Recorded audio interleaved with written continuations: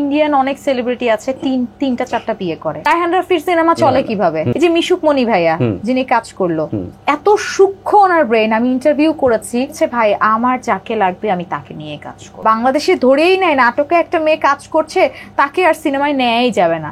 নাটকের কথা বল, নাটকে কিভাবে গেল, তুমি কেন গেলা? তো তখন যেটা হয়েছিল, ঝড়ে বক শখে করা আছে, একটা ট্রাই করে দেখি, সেটা জাস্ট ট্রাইয়ের উদ্দেশ্যে ছিল। এডিট যখন করতে নিল তখন শুভ্র ভাই আমাকে ফোন দিয়ে বলতেছে আপনি পাস। ভাইয়া এটা কেমন কথা? আপনি জানেন না যে আমার আজকে বাইরে যাওয়ার ছিল? এটা কি কোনো কথা বলো? তুমি তো জানো আমার সব সিচুয়েশন, তাই না? আমি কিন্তু কিচ্ছু জানি না, আমি কিন্তু এই শুট করব না। বুবলি, হ্যাঁ পরিমণি, বুঝতে পারছি। তারা শুধু টিং টিং টিং টিং করে লিফট দিয়ে উপরে উঠবে এটাই চিন্তা করে। তাদের গল্পটা তারা বলবে, তাদের গল্পটা তাদের মতো, আমার গল্পটা আমার মতো। থার্ড পার্টিদের যে ব্যাপারটা, এই থার্ড পার্টিদের বিষয়গুলো খুবই বিরক্তিকর। ট্রাভেল করছে নিয়ে কাউকে হাতে রাখে, আপনারা দেখবেন সবাই চিনবে। ঈদের 5টা প্রোগ্রাম করবেন, আর কি লাগে? তোমার এই কথাগুলো শোনার পরে তো তখন তোমার প্রোডিউসাররা কি করবে? আমাকে টপকায়ে যে তোরে গিভ এন্ড টেকে আসবে, ওরে তুই নিবি। আপনি তো আমাকে বলতে পারেন না যে এই তুই যা, তোরে দিয়ে কিছু হবে না। যে 10 জনের মধ্যে 2 জন খারাপ, 8 জন ভালো, ওই 8 জন আপনাকে নিয়ে কাজ করবে। তো এইখানে থার্ড পার্টিদের ইনভলভমেন্টটা অনেক বেশি, মেল প্রেজেন্টারদের ভাত নাই।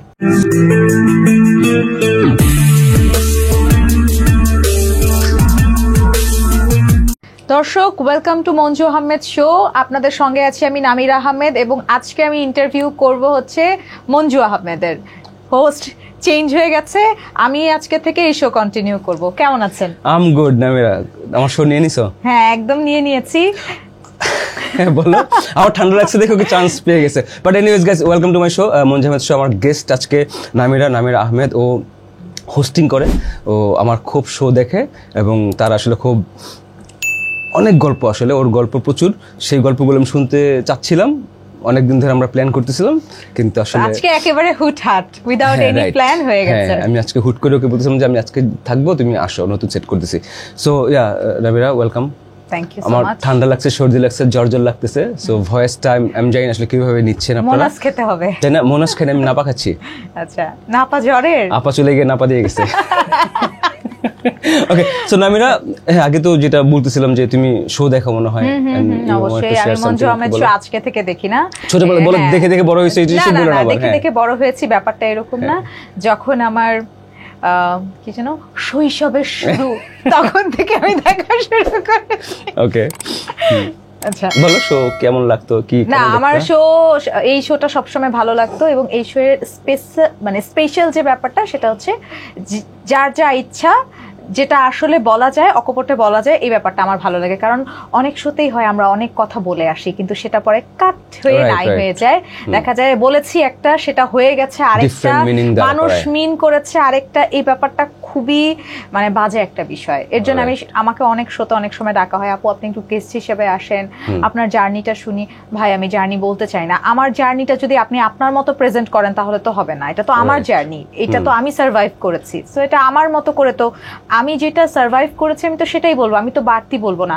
আপনি অর্ধেক কেটে দিলেন, মানুষ মিন করলো অন্যরকম, এটা তো হলো না, মিস ইন্টারপ্রিটেশন হয়। হ্যাঁ, এটা হয়। এবং আমি আসলে শোটা আমি একেবারেই এটা আনকাট প্রোগ্রাম, এটা আমি জানি, এবং স্ক্রিপ্টেড না। হ্যাঁ, এর জন্যই হচ্ছে আমি আপনার সাথে পার্সোনালি আমি নিজে কথা বলেছি এর জন্য, যে ভাইয়া ঠিক আছে আমি আপনার সাথে আসবো, কোনো প্রবলেম নাই।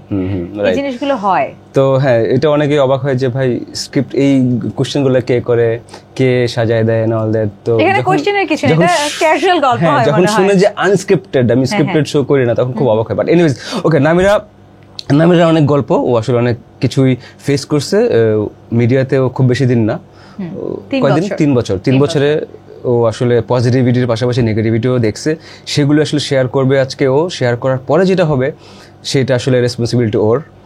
আর যারা আপনারা কমেন্ট করবেন যে ভাই এটা কারে নিয়ে আসছেন, এই কমেন্টগুলো যেন না আসে, সেই জন্যই ও আসছে গল্পগুলো করার জন্য, শেয়ার করার জন্য। আমি একটা কথা বলি, আমার সেলিব্রিটি শো ডিফারেন্ট, ক্যান্ডিড শোটা ডিফারেন্ট, মঞ্জু আহমেদ শোটাও ডিফারেন্ট। ওকে, তো যখন সেলিব্রিটি শো দেখেন সেখানে আপনারা নতুন করে দেখবেন না কাউকে। আর যখন আপনারা দেখতেছেন যে ক্যান্ডিডেট শো বা মঞ্জু আহমেদ শো, সেইখানে আসলে আমরা অনেককে আমি আনতে চাই শোতে, শি ইজ সেখানে ওয়ান অফ देम। প্রত্যেকটা মানুষের আলাদা গল্প থেকে ওরকম মানুষকে নিয়ে আসা হয়। এখন সবাই যে সেলিব্রিটি হবে ব্যাপারটা তো এরকম না। আর যারা সেলিব্রিটি তাদের গল্প আলাদা, সাধারণ মানুষের গল্প আলাদা। আবার অনেক সাধারণ মানুষ আছে যাদের গল্প সেলিব্রিটিদের থেকেও বেশি স্ট্রাগলার, মানে এই স্ট্রাগলিংটা তাদের চলছে এরকম একটা বিষয় হয়ে যায়। তো এই ব্যাপারগুলো নিয়ে কথা জেনে মন্তব্য করা উচিত। রাইট। সো নামিরা, আমরা একটু যাই তোমার গল্পে, শুরু থেকে শুনি, তারপরে তুমি রেগে যেতে পারো, নো প্রবলেম। তোমার অনেকের উপর রাগ জমে আছে এন্ড আই নো, সেগুলো তুমি শেয়ার করবে। না, রেগে যাওয়ার কিছু নেই। হ্যাঁ, মানে রিঅ্যাকশন তো তোমার ওগুলো জমে আছে আসলে। রেগে যাওয়ার কিছু নেই, কারণ কি আমি যদি রেগেই যেতাম তাহলে আমার রেসপন্সিবিলিটি ছিল ওই মুহূর্তে রিয়্যাক্ট করা, যেটা আমি করিনি। সো এখন আমি 3 বছর পর যদি রিয়্যাক্ট করি, মানুষ বলবে যে হ্যাঁ এখন তো 2-4টা টাকা ইনকাম করে, এখন হচ্ছে কথা বলতে আসছে, তখন কেন বলেনি। তো ওই রেগে যাওয়া বা রাগ, অভিমান, ক্ষোভ আমার কোনো কিছুই কারোর প্রতি নেই, কারণ এক একটা মানুষ এক এক রকম পার্সোনালিটি ক্যারি করে। 2-4টা টাকা করতে আর্ন করতেছ, এখন কি কাজ করতেছো? আমি মেইনলি হচ্ছে ফ্রিল্যান্সার উপস্থাপনাটাই করি। মধ্যে 2টা নাটকে কাজ করা হয়েছে মেইন কাস্টে, রওনাক হাসান ভাইয়ার সাথে, আর একটা হচ্ছে আরিফ ভাইয়ার সাথে। আর রাকেশ বসু দাদার একটা ওয়েব সিরিজে, সেটা আমার ডেবিউ ছিল, সেখানে কাজ করা হয়েছে। হোপফুলি 3টাই খুব তাড়াতাড়ি রিলিজ পাবে আশা করি আমি। আর এর সাথে সাথে উপস্থাপনা তো চলছেই, কারণ এটা আমার প্রথম ভালোবাসা আমি বলবো। তো চলছে এই। ওকে, সেখান থেকে তোমার একটা আর্নিং? হ্যাঁ, সেখান থেকে একটা ভালো আর্নিং হয় আলহামদুলিল্লাহ। আমার শুরুটা না খুবই কি বলবো অড একটা সিচুয়েশনের শুরু, একেবারে কোভিড। তার আগে হচ্ছে এইচএসসি ক্যান্ডিডেট ছিলাম, এইচএসসি দিলাম। তো ভাবলাম যে আমি এইচএসসি হচ্ছে 2019-এর ব্যাচ। সো 19-এ এইচএসসি দিলাম রায়হান স্কুল এন্ড কলেজ থেকে। এটা কোথায়? হ্যাঁ, এটা হচ্ছে আজিমপুরে। আমি যেহেতু পুরান ঢাকার মেয়ে, তো ওই এরিয়ার মধ্যেই পড়েছে। হ্যাঁ, হাজির বিরিয়ানি বলেন, হানিফ বিরিয়ানি বলেন, না সব প্রমোশন হয়ে যাচ্ছে, এভাবে বলা যাবে না। আমাকে যদি কেউ পাঠায় বিরিয়ানি, সেক্ষেত্রে করে দিতে পারি। তো এই হচ্ছে দেন তো কোভিডের একটা সিচুয়েশন আসলো। তো আমি ভাবলাম যে সিভিটা জমা দেই। তার মধ্যে দেখছিলাম বিভিন্ন টেলিভিশনে নতুন নতুন অ্যাঙ্কার নিচ্ছে, সিভি দিলাম। আমি ভুলেও গেছি যে আমি সিভি দিয়েছিলাম। হুট করে 2021-এর নভেম্বরের 13 তারিখ থেকে 21 টেলিভিশনে প্রেজেন্টার নিচ্ছিল। তো 2020-এ যখন আমি সিভিটা জমা দিলাম, তারপর থেকে সিভি জমা দিয়েছি এটা আর আমার মাথায় নেই, কিন্তু একটা ভূত চাপা দিল যে এইবার একটু যদি আমি উপস্থাপনা করতে পারি। তো উপস্থাপনার মেইন ব্যাপারটা ছিল যে আমি নিউজ প্রেজেন্টার হব। আমার খুব ঝোঁক, বিশেষ করে হচ্ছে কিছু কিছু টেলিভিশন অ্যাঙ্কার এত সুন্দর দেখতে এবং এত সুন্দর করে হচ্ছে আসে, মানে ভালো লাগে। আর আমাদের মানে এখন তো চুল, আগে যেটা আমার খুব অস্থির লাগতো, মানে নিউজ প্রেজেন্টার মানে চুল বাঁধা একটা বিষয়, চুল এরকম করে উঁচু করে চূড়া করে এরকম বাঁধতো। আমার যে দেখতে কি ম্যাচ গরম হতো। বাট রিসেন্টলি আমি দেখতে পাচ্ছি লাস্ট 2-3 ইয়ার্স ধরে যমুনা টেলিভিশনের কয়েকজন এবং চ্যানেল 24 এর টিভির কিছু প্রেজেন্টার আছে, হ্যাঁ, এবং দে আর লাইক, ওরা খুব সুন্দর ইসে করতেছে, চুলগুলো নরমালি ন্যাচারাল এবং দে লুক ন্যাচারাল। তো ওটা খুব ভালো লাগছে আমার। তো হ্যাঁ, তো আমার এই ব্যাপারগুলো থেকে খুব বেশি মানে আমার খুব ফ্যাসিনেশন ছিল যে যদি আমি নিউজে কাজ করতাম। সেই জায়গা থেকে আমি বিভিন্ন জায়গায় টেলিভিশনে নিউজ প্রেজেন্টার হিসেবে কাজ করা শুরু করলাম, মানে নিউজ প্রেজেন্টার হিসেবে অডিশন দেওয়া শুরু করলাম। একটা খুব প্রমিনেন্ট চ্যানেল সেই ঐতিহাসিক কারণ বাজার এরিয়াতে হয়েও গেল। আমি অডিশন দিলাম, হয়ে গেল। বললো আপু আপনার পরশুদিন, আমি নাম এটা না বলি, হ্যাঁ, মানে কোনো ঘটনা আছে এখানে? হ্যাঁ, এখানেই তো মেইন ঘটনা, যে ব্যাপারটা যে তো প্রত্যেকটা প্রডিউসারের তো পিএ একটা থাকেই, চাপলু যেটাকে আমরা বলি। হ্যাঁ, তো ভালো কথা, মানে অ্যাসিস্ট্যান্ট প্রোডিউসার। হ্যাঁ হ্যাঁ হ্যাঁ, আমি চাপলুই বলবো একদম ডিরেক্ট। হ্যাঁ, এই চাপলুসিগিরি করেই হচ্ছে কারো কাছে হয়তো ওরা অনেক বড় হয়ে যায়, বা যাদের মধ্যে আবার ট্যালেন্টেড থাকে তারা দেখা যায় তাদেরকে বিভিন্ন টেলিভিশন আবার পিক করে নেয়। তো এই জায়গা থেকে যেটা হলো, আমাকে যখন বলা হলো আপু আপনি তো ওকে ডান হয়ে গেছে, আপনি কাজ করতে পারবেন, আর একটু তেল মারলো, আরে এই চেহারা নিয়ে না পারলে কি হয়, এরকম বিষয়। ভাবলাম ঠিক আছে, হয়ে গেল। এবং আমি সব সময়, যেহেতু আমি পুরান ঢাকার খুবই কনজারভেটিভ ফ্যামিলি থেকে বিলং করি, মানে আমার মা ধরেন আমি বাহিরে যাচ্ছি এতে তো কলিজায় কামড় লেগে যাচ্ছে, আমার মেয়ে একা বাহিরে গেছে, এরকম করে আমি টিকে গেলাম। পরের দিন আমার প্রোগ্রাম সকাল 8টায়, call time. I was so excited. হুট করে রাতে আমাকে ফোন দিল এক ভদ্রলোক, সেই প্রোগ্রামের প্রডিউসার, তুমি আসো, আমরা একটু ডিনার করি, ঘুরবো ফিরবো। শুটিং এর আগের দিন। ওকে। এখন আমার কথা হচ্ছে, কেন ভাই, আপনাকে তো আমি চিনি না। You told him? হ্যাঁ, মানে আমি তাকে বললাম আমি তো আপনাকে চিনি না। মানে বিষয়টা হচ্ছে আমি যখন অডিশন দিতে গিয়েছি তখন সেই ভদ্রলোক ওখানে ছিল না। ওকে ওকে। হ্যাঁ, তার অ্যাসিস্ট্যান্ট হচ্ছে আমার অডিশনটা নেয় এবং বলল ওকে আপু আপনি সিলেক্টেড একদিনের মধ্যে। ওকে, ভালো কথা। তো ওই জায়গাটা থেকে মাত্র ফার্স্ট ইয়ারে ভর্তি হব, অন্যরকম একটা ব্যাপার না। এইবার হয়তো আমি চান্স পেয়ে গেছি, হবে কিছু একটা। তো যখন প্রোডিউসার হয়তো দেখেছে আমাকে সিলেক্ট তো উনিই করবে, এটা স্বাভাবিক। হ্যাঁ, সে আমাকে ফোন দিয়েছে। তো আমি এই টেলিভিশনের প্রোডিউসার, আপনি যে প্রোগ্রামের জন্য অডিশন দিয়েছেন আমি চাচ্ছিলাম যে আপনি প্রোগ্রামটা করেন। আমি বললাম জি ভাইয়া। হ্যাঁ, আমি বললাম নাম না, মানে কি টাইপ প্রোগ্রাম সেটা? এটা সেলিব্রিটি টক শো ছিল একটা। তো আমি তখন সে আমাকে যখন বলল যে আমি চাচ্ছিলাম আপনার সাথে একটু গল্প করতে, এই 9টা-10টার দিকে আপনি একটু আসবেন, একসাথে ডিনার করতাম। ভাই আমি আপনাকে চিনি না, আমি আপনার সাথে কেন ডিনার করব? এটা একটা প্রশ্নবিদ্ধ না? আমি কেন আপনার সাথে গল্প করতে যাব? এমন হতো। What did you reply exactly সেটা বলো। আমি এটাই বলেছি যে ভাই আমি তো আপনাকে চিনি না, আমি কেন আপনার সাথে গল্প করতে যাব? হ্যাঁ, আপনার সাথে তো আমার কখনো দেখা হয়নি। এবং আমার একটা মেজর প্রবলেম, আমি বলবো না এটা, যারা আসলে নিতে পারে না তাদের কাছে প্রবলেম। আমি তো আসলে কারো জন্য নিজেকে পরিবর্তন করব না। তো আমি বললাম বলে কি এইরকম অ্যাটিটিউড থাকলে আমাকে উনি বলছে কোথাও তো কাজ করতে পারবা না, এই জায়গায় দিয়ে নিয়েই কাজ করতে হয়। হ্যাঁ, আমি বললাম যে না। এবং তখন পর্যন্ত আমি না শিওর ছিলাম না যে এই কি সেই প্রোডিউসার কি না। আমি ভাবলাম, ফোনটা রেখে দিলাম। তো আমি ভেবেছি যে এই ভদ্রলোক আমার অডিশন করেছে সেই হচ্ছে অ্যাকচুয়ালি প্রোডিউসার। ওকে। তো রাত বাজে 11টা। বাট তুমি এটা বুঝলে তুমি তারপর কিভাবে তুমি তাকে জিজ্ঞেস করলে আমি তো আপনাকে চিনি না?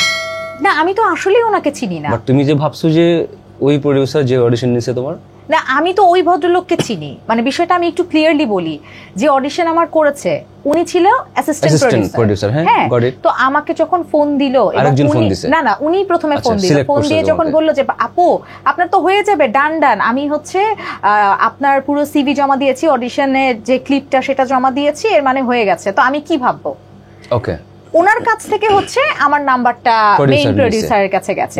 তো যখন উনি আমাকে এই কথা বললো, তো আমি ভাবলাম হয়তো উনি টেলিভিশনেরই কেউ একজন হতে পারে না, প্রোগ্রাম হেড বা অনেককে তো থাকে এরকম ওরকম। সো আমি ওই ধারণা নিয়ে আমি তাকে বলেছি, এবং সে মেইন প্রোডিউসার এটা যদি আমি শুরুতে জানতাম তখন আমি এই রিপ্লাইটাই দিতাম।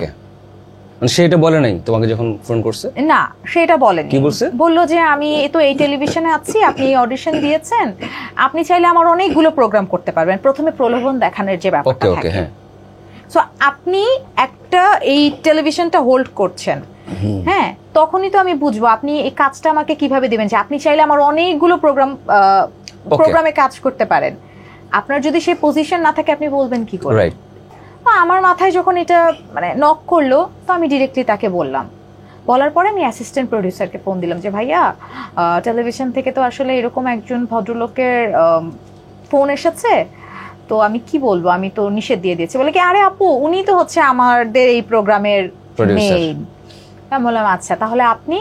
আমি ওনার অ্যাসিস্ট্যান্ট। আমি বললাম তো উনি তো আসলে ওনার কথা বলার ধরনটা আমার পছন্দ হয় নাই। বলে কি আরে আপু টেনশন নিয়েন না, সব ঠিক হয়ে যাবে। উনি ফোন দিয়েছে 9টায় এবং ওই অ্যাসিস্ট্যান্টকে ফোন দিয়েছি আমি 10টায় কনফার্ম হওয়ার জন্য। 11:20 সে আমাকে বলে আপু প্রোগ্রামটা আসলে আমাদের হচ্ছে না। সে কিন্তু বলে নাই প্রোগ্রাম থেকে আপনি বাদ, বলেছে প্রোগ্রামটা আমাদের হচ্ছে না, এবং সকালে আমার কল টাইম 8টায় গাড়ি আসবে। আমি ভাবলাম ওকে ঠিক আছে, হচ্ছে না। আমি না মানে আমি কষ্ট পেয়েছি ব্যাপারটা, বাট আমি ঠান্ডা হয়ে গেলাম। ওকে কিছু একটা হয়েছে, হতেই পারে। তো আম্মু বললো কি ব্যাপার তোমার না প্রোগ্রাম? বললাম না আম্মু প্রোগ্রামে কিছু একটা প্রবলেম হইলো হয়তো, সো ক্যান্সেল।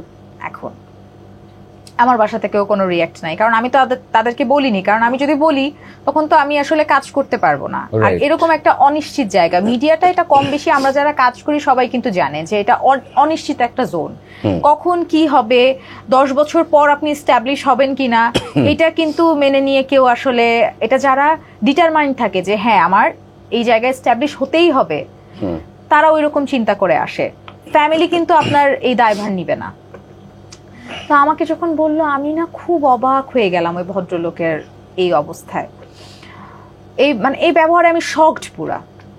তার প্রায় 1-1.5 মাস পর আরো কিছু টেলিভিশনে আমি অডিশন দিলাম।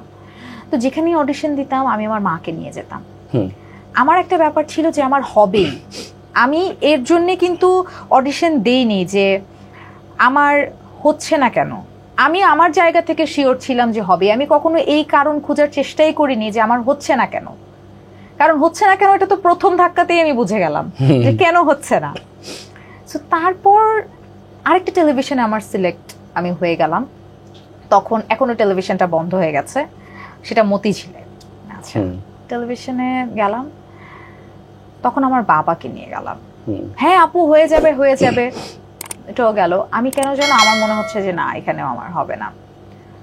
সো ওখানে হয়েই গিয়েছিল অলমোস্ট। তারপর আমাকে আবার বলা হলো আপু কিছু মনে করেন না, আপনি যদি এরকম 14 গোষ্ঠীকে নিয়ে আসবেন তাহলে তো হবে না।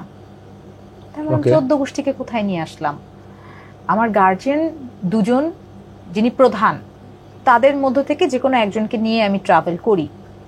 তো 14 গোষ্ঠীকে তো নিয়ে আসিনি। আর আমি কাজ করতে পারি কিনা আপনি সেটা না দেখবেন, এটা বলাতেও সেই ভদ্রলোক খুব আফসোস, আমি বলে দিছি তারও একই কথা।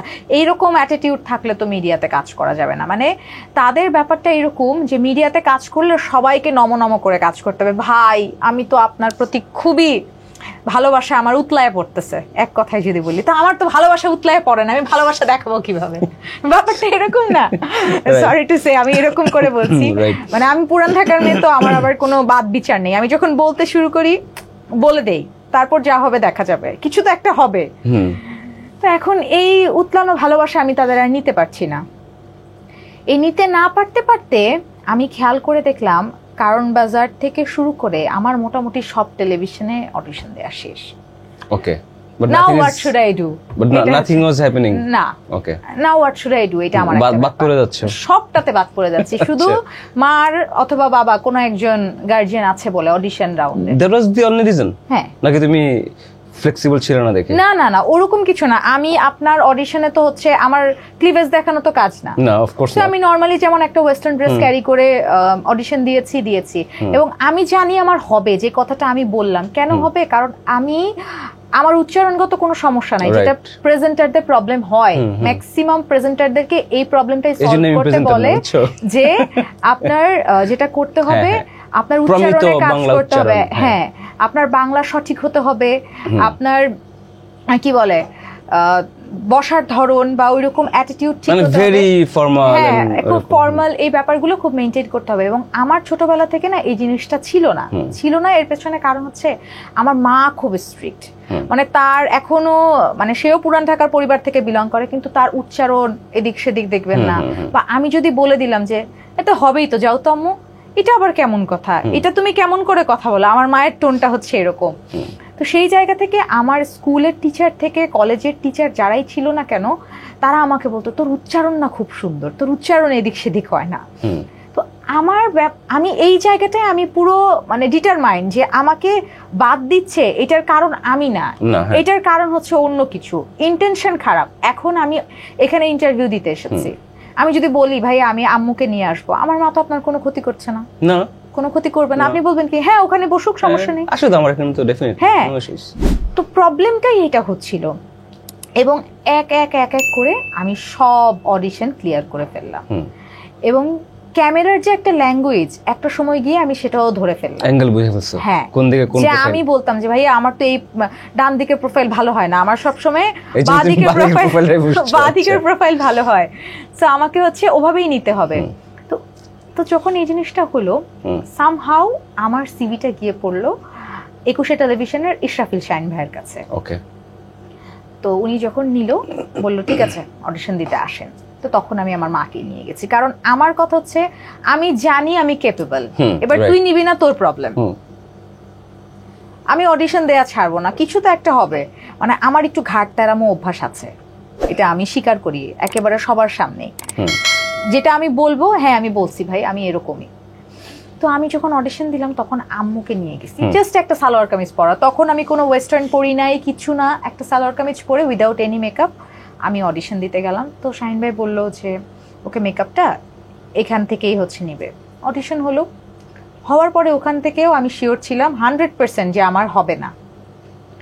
তো তখন শাহিন ভাই ওখান থেকে আরেকবার ফোন দিল নেক্সট বুধবার। এক বুধবারে আমি অডিশন দিয়ে আসছি, নেক্সট বুধবার উনি নিজে ফোন দিল, নামিরা নেক্সট হচ্ছে আপনি একটা ওয়েস্টার্ন ড্রেস নিয়ে আসবেন, আমাদের তো এটা সেলিব্রিটি টক শো সিনে হিটস, তো ওই সেলিব্রিটি টক শোতে আপনার ওয়েস্টার্নই বেশি ক্যারি করতে হবে এবং আমরা দেখবো যে ওয়েস্টার্ন ড্রেসে আপনার হয় কিনা, মানে আপনাকে কেমন লাগছে, যদি হয় ওকে। তো আমি যেই প্রথমে জিজ্ঞাসা করি ভাইয়া আমার কি হবে, তো বলে কি আপনার মধ্যে যদি সেই পোটেনশিয়ালিটি থাকে হবে, হলে হবে, না হলে হবে না, আপনার মধ্যে ট্যালেন্ট থাকলে তো আপনাকে কেউ আটকে রাখতে পারবে না। উনি ঠিক এই টোনেই এভাবেই বলে এবং আমার আম্মুর সামনে বসা। অডিশন দিয়ে আসলাম, পরের দিন শুনলাম যে রবিবারে হচ্ছে আমাকে নিয়ে 21 টেলিভিশন কাজ করবে। তখনও কিন্তু আমি আমার মাকে নিয়েই গেছি। তো যে মোরাল অফ দ্য স্টোরি হচ্ছে আপনি যখন মিডিয়াতে কাজ করবেন তখন আপনি এটা ম্যাক্সিমাম ক্ষেত্রে যে মেয়েদের প্রবলেমটা হয়, তখন তারা যখন ডিটারমাইন্ড থাকে আমার কাজ করতেই হবে, আমি তো ফিল্ডে এখন আমি কি করব, তখন তাদের ফ্যামিলিটাকে স্কিপ করতে হয়। এটা হয়তো অনেকে এই যে এগুলো ঘটনা, আচ্ছা এগুলো ঘটনা তো আপনি ফ্যামিলিকে নিয়ে টানা দিয়ে ঘটনার সম্মুখীন হতে পারবেন না, তো কিছু তো একটা করতে হবে, ডু অর ডাই। সেই জায়গা থেকে আমি বুঝলাম যে আসল প্রবলেম এটা না, প্রবলেমটা হচ্ছে এটা মানুষের মেন্টালিটির প্রবলেম। এবং এটা আমি আস্তে আস্তে বোঝা শুরু করলাম যে মানুষগুলোর হাতে আমি যাচ্ছিলাম, অডিশন দিচ্ছিলাম, হাতে যাচ্ছিলাম কেউ অন্য কোনো মিন করেন না ভাই, হ্যাঁ মানে যে মানুষগুলোর প্রোগ্রামে অডিশন দেয়া শুরু করেছি সেই মানুষগুলো এমন, একটা প্রতিষ্ঠানে যদি 10 জন প্রডিউসার থাকে 10 জন প্রডিউসার এমন না, তার মধ্য থেকে হয়তো 2 জন প্রডিউসার এমন। এবং যেটা হয় বলে না যে খারাপ কিছু মানুষ আপনার সামনে সব সময় থাকবে, এদেরকে সরাই দিয়ে আগে বাড়তে হবে। তো আমার সাথে না এই ব্যাপারটা হয় যখন আমার 21 টেলিভিশনে হয়ে যায় এবং আমি টানা 3 বছর 21 টেলিভিশনের সাথে কাজ করি এবং 21 টেলিভিশনে হবার পর থেকে না আমাকে পিক করা শুরু করে সবাই। আমি কিন্তু তারপর অনেক, আমাকে যদি অডিশন দিতে বলে আমি অডিশন দিব, আমি এখনো অডিশন দিই, কিন্তু তারপর থেকে আমার একটা ব্যাপার ছিল আমি যেচে গিয়ে অডিশন দিব না, আমাকে যদি বলে অডিশন দিয়েছেন আপু আমি অডিশন দিব।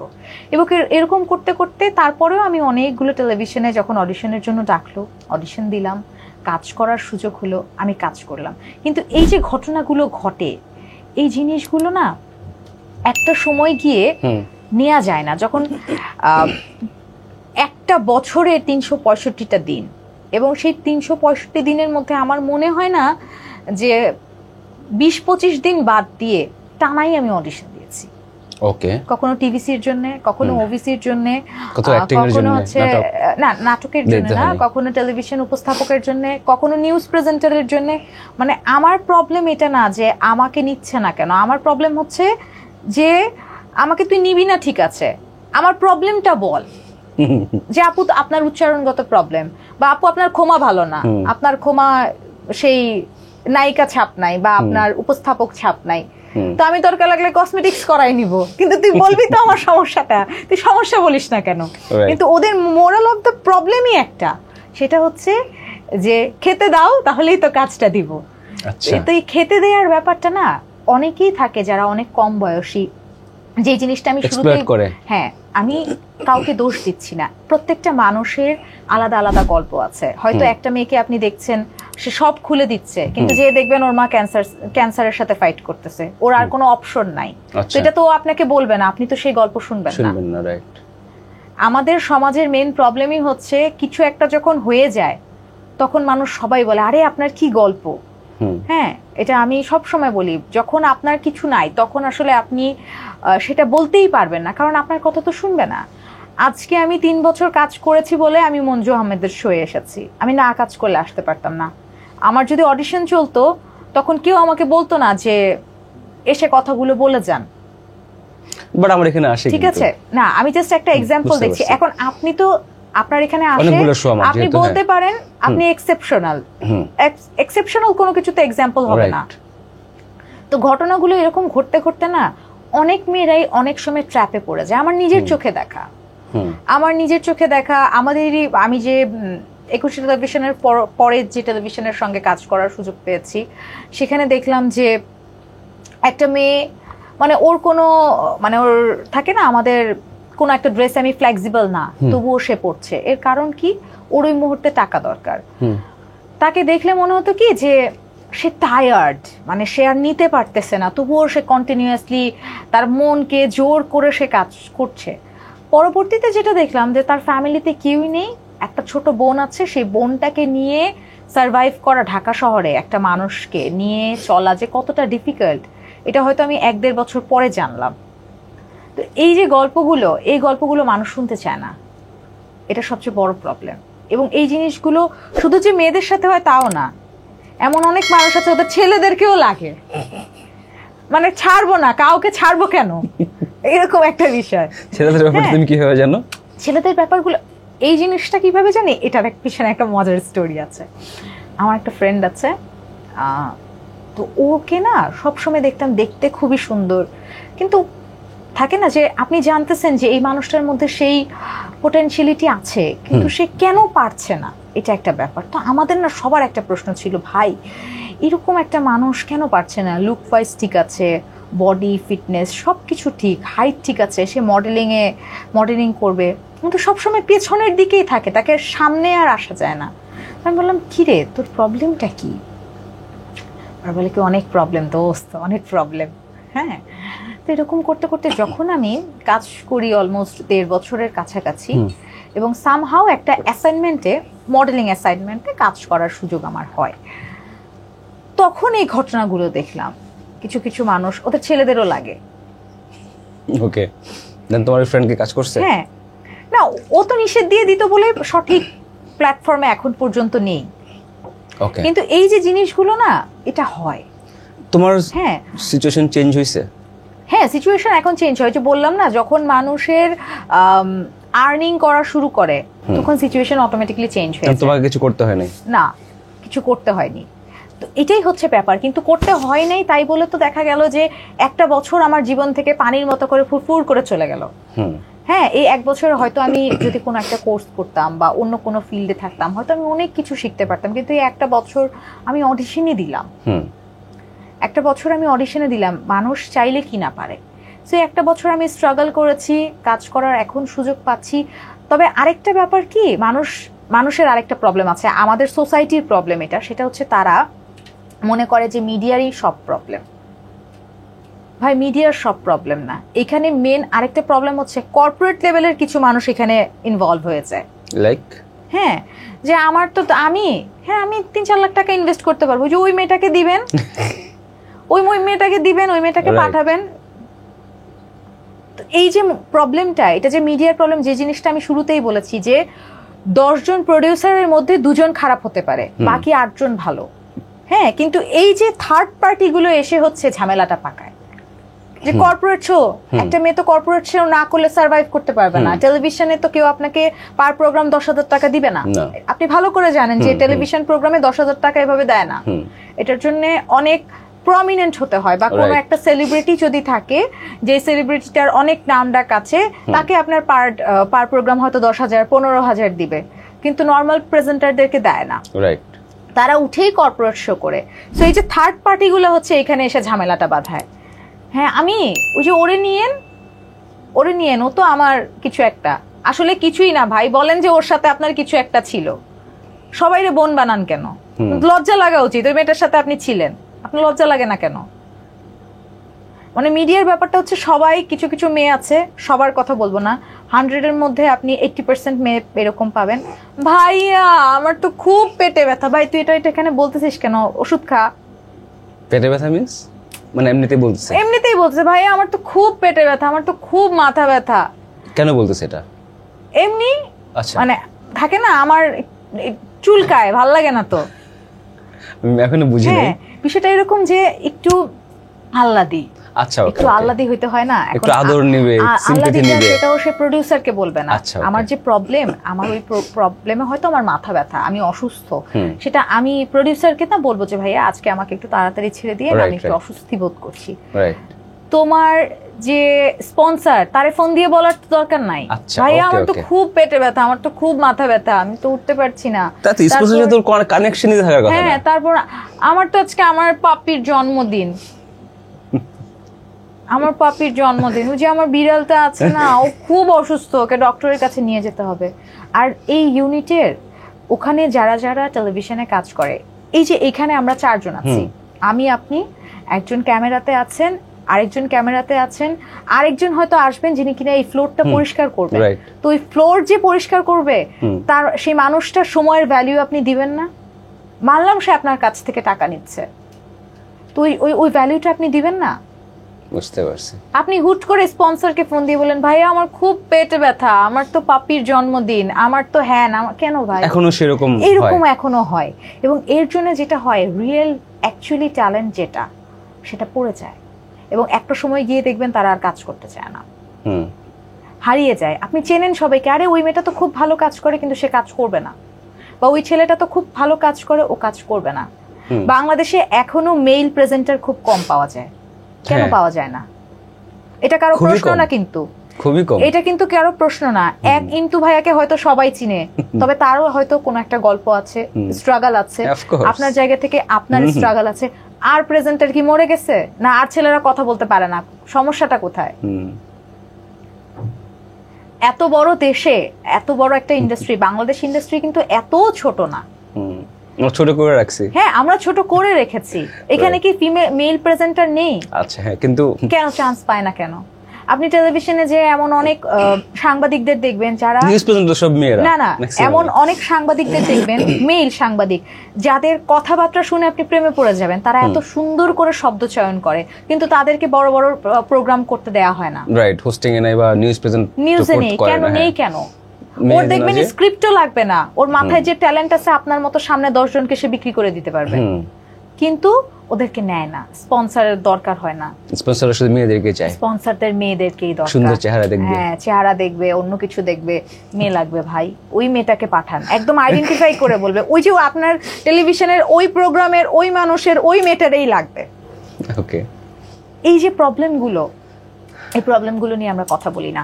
আর থার্ড পার্টি বাংলাদেশে যে এত পরিমাণে স্কোপ পায়, সেটা বাংলাদেশে স্পন্সরস এন্ড কর্পোরেট যারা, হ্যাঁ কর্পোরেট যারা, হ্যাঁ কর্পোরেট যারা। এক ভদ্রলোক, তার সাথে আমার দেখা হয়েছে কোনো একটা প্রোগ্রামে, সে এখানে বসেছিল, সে প্রথমে এখানে বসলো এসে, আচ্ছা তোমার পাশে, হ্যাঁ, আপু কফি খান। এখানে বসলে তুমি শুনতে পেতে না? না। আচ্ছা। তো আমি যে জিনিসটা বললাম, যদি আমাকে কারো মনে হয় রুড, আমি রুডই ভাই, তো আমি বললাম যে আমি কফি খাই না। আমি ঠিক এইরকম করে বলেছি, আমি কফি খাই, কিন্তু আমি তোকে সেখানে বলেছি আমি কফি খাই না। কেন? বলছে আমি চা খাই। আমি চাও খাই না, এমন করে। তো সে আসলে বুঝতে পারলো, বুঝে আস্তে করে সে জায়গা পরিবর্তন করলো। হ্যাঁ, তো এই যে জিনিসগুলো না, এটা হয়। এবং পরবর্তীতে মজার ব্যাপার হচ্ছে, এই ভদ্রলোককেই আমি আমার ওই টেলিভিশনের একটা মেয়ের সাথে দেখেছি। ওকে, শি এগ্রিড। হ্যাঁ, এবং সেই মেয়েটার পরবর্তীতে যে পাওয়ার, সেই পাওয়ারে তো অন্য কেউ সোফায় বসতেই পারবে না। মানে সাধারণ মানুষ, আমি আপনি বসতেই পারবো না। আমি সাধারণই বলছি, কারণ আপনার এই যে প্রোগ্রামটা, এটা আপনি একদিন এস্টাবলিশ করেন। হ্যাঁ, আপনি আস্তে আস্তে আস্তে আস্তে করে, আজকে মঞ্জু আহমেদ শোতে সবাই আসে, সব ধরনের সেলিব্রিটিরা আসে, সাধারণ মানুষ আসে, যাদের জীবনে গল্প আছে তারা আসে, এটা হচ্ছে ব্যাপার। তো যাদের গল্প ছাড়াই এস্টাবলিশ হয়ে যায়, এস্টাবলিশ হবার ঘটনা আসলে আমি বুঝি না। মানে আপনি নেমেও যায়, যেহেতু তখন তুমি বলতেছিলা হারায়ও যায় না, নেমে যায় তো, কিন্তু ঘটনা হচ্ছে নেমে যাওয়ার ব্যাপারটা তো তারা চিন্তা করে না। তারা শুধু টিং টিং টিং টিং করে লিফট দিয়ে উপরে উঠবে এটাই চিন্তা করে। তাদের যে সিঁড়ি প্রয়োজন হতেও পারে, এটা নিয়ে তারা বদার না। এক সেকেন্ডে, একদিনেই যে সব চেঞ্জ হতে পারে, এটা তোমরা কেউ এই জিনিসটা ভাবা উচিত আমাদের। এবং এই ঘটনাগুলো যে ঘটে না, এই জিনিসটায় থার্ড পার্টিতে খুব হাত থাকে। আমরা তো শুধু মিডিয়ার চাকচক্য দেখে, তুমি তোমার কথা বলতেছো এটা, হ্যাঁ, বাট তোমার আশেপাশে যারা আছে তাদের গল্পটা কি এরকম নাকি তারা তো দে আর ডুইং প্রিটি গুড? এখন আমি যেটা বললাম যে আমার গল্পটা তো আমিই বলবো, তাদের গল্পটা তারা বলবে, তাদের গল্পটা তাদের মতো, আমার গল্পটা আমার মতো। কিন্তু এই থার্ড পার্টিদের যে ব্যাপারটা, এই থার্ড পার্টিদের বিষয়গুলো খুবই বিরক্তিকর। আপনাকে প্রোডিউসার পর্যন্ত বলে দিবে, আপু ট্রাভেল করছেন, কাউকে হাতে রাখেন, কাউকে হাতে রাখেন। কাউকে হাতে রাখেন, আচ্ছা, ওকে। এটা জার্নিটা ইজি হয়ে যাবে। ধরেন প্রোগ্রাম করবেন, আমি আমার সাথেই ধরেন 4-5টা প্রোগ্রাম আপনি করতে পারবেন। আপনি স্পন্সর নিয়ে আসেন না, কোনো সমস্যা নাই, আপনারে দেখবেন সবাই চিনবে। ঈদের 5টা প্রোগ্রাম করবেন, আর কি লাগে? তুমি এখন আমাকে বলো আফটার দিস শো তোমার এই কথাগুলো শোনার পরে তো তখন তোমার প্রোডিউসাররা কি করবে? নিবে না।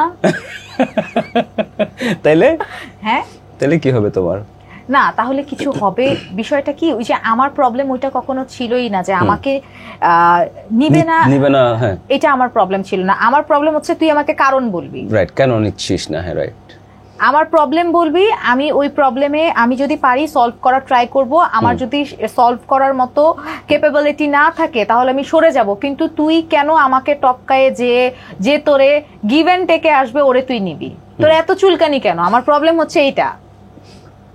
আমার এটা প্রবলেম না তো যে আমাকে নিবে না, আমার প্রবলেম হচ্ছে আমার মধ্যে প্রত্যেকটা মানুষের মধ্যে ঝামেলা থাকে।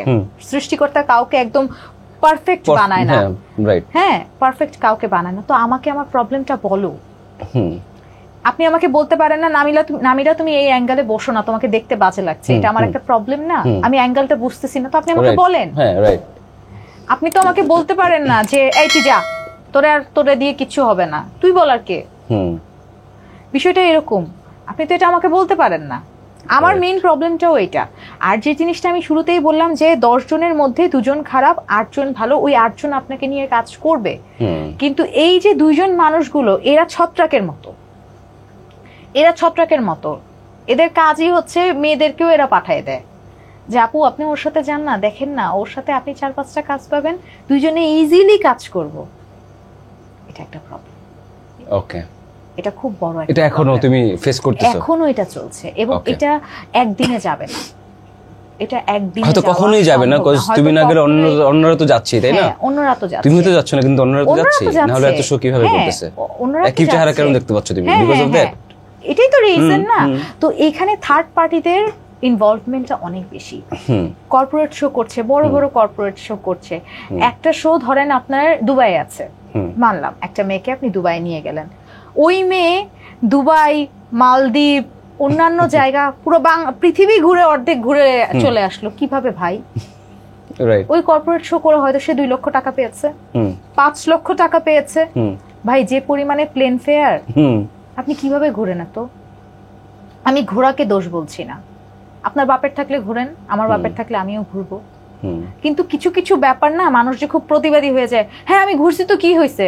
ভাই তুমি যেভাবে ঘুরতেছো এটা ওপেন সিক্রেট, সবাই বুঝতেছে। এবার একটা মিমস দেখলাম আমি যে এবার অনেকে আইফোন আনবক্সিং করতে দেখা যাবে না 16 যেটা, বিকজ সব নাকি চলে গেছে। আসলেই সবাই চলে গেছে। আমার এক ফ্রেন্ড বলতেছিল, হ্যাঁ ফ্রেন্ড না ঠিক কলিগ আমি বলবো, বাট গল্প হয় না যে জিনিসটা আমি বললাম, মিডিয়ার ব্যাপারটা তো হয় আমরা সবাই ওপেনলি কথা বলে ফেলি অনেক সময়।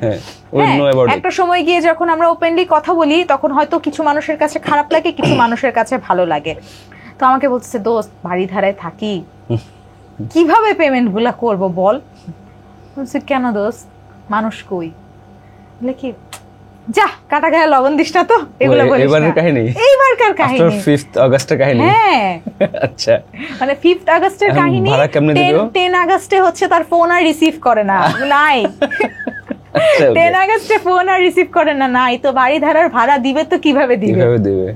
তাহলে আইফোন 16 কেমন আনবক্সিং করবে? তো আমি ওকে বললাম যে দেখ দোস্ত, আমার ফ্যামিলি হচ্ছে 30 জন মেম্বারের ফ্যামিলি, হ্যাঁ আমি 1 তলা থেকে 5 তলা, আমরা সবাই নিজেদের মানুষ। আমি বললাম দেখ দোস্ত এত টাকা তো আমি তোরে দিতে পারবো না, কারণ ব্যক্তিগতভাবে আমার কাছে এত টাকা নাই। হ্যাঁ তুই আমার বাসায় চলে আয়, কিছুদিন থেকে যা, এটা আমি বলতে পারি। হ্যাঁ যদি তোর সেই সহ্য ক্ষমতা থাকে, তুই তো একা একা থাকিস, আমি অনেকগুলো মানুষের সঙ্গে থাকি, যদি তোর মনে হয় যে তোর এখানে কিছু কাজ আছে তো তুই এখানে এসে করতে পারিস। বলে কি এটা কি হয়? তাই বলছি তাহলে অন্য কিছু হইলে হওয়া, কিছু তো একটা করেছে, তারপর তো আর ফোন দেয়নি। কিছু দোস্ত আমি তোরেই বলতেছি, হ্যাঁ আমি তোরেই বলতেছি, ভালো হয়ে যা, সময় আছে। আমার কথা হচ্ছে ওদের লাইফ তো আসলে ওটা নিয়ে তুমি আমি আসলে ওই যে বললাম ওদের জার্নি আমরা জানি না, হ্যাঁ সেটা আমি বললাম, সেটা নিয়ে আমি কথা বলছি না। ওদের জন্য আসলে যে তোমাদের মতো মানুষের প্রবলেমগুলো হয়, অনেক প্রবলেম করে, এই থার্ড পার্টি গুলোই মেইন প্রবলেম। হ্যাঁ ওদের প্রবলেমই হচ্ছে কোনো একটা নায়িকাকে ভালো লাগছে, ভাই ওরা মনে করে কি কিছু কিছু থার্ড পার্টি যারা কর্পোরেট, আমি বলবো কর্পোরেট পার্সন, একদম টাই দিয়ে থাকে, টান টান একটা অবস্থা, টান টান উত্তেজনা আমি যদি বলি, হ্যাঁ, তো তাদের প্রবলেম হচ্ছে যে ওই নায়িকাকেই লাগবে। ওরা মনে করে আর্টিস্টদের সাথে যখন ওরা থাকে ওদের লাইফটা খুব আর্টিস্টিক হয়, আমার কাছে মনে হয়। না হলে পৃথিবীতে তো মেয়ের কমতি নেই, রাইট? হ্যাঁ, মেয়ের তো কমতি নেই। ওই নায়িকাকে স্পেসিফিক ভাবে কেন লাগবে 2 দিনের জন্য? ওই উপস্থাপককেই কেন লাগবে?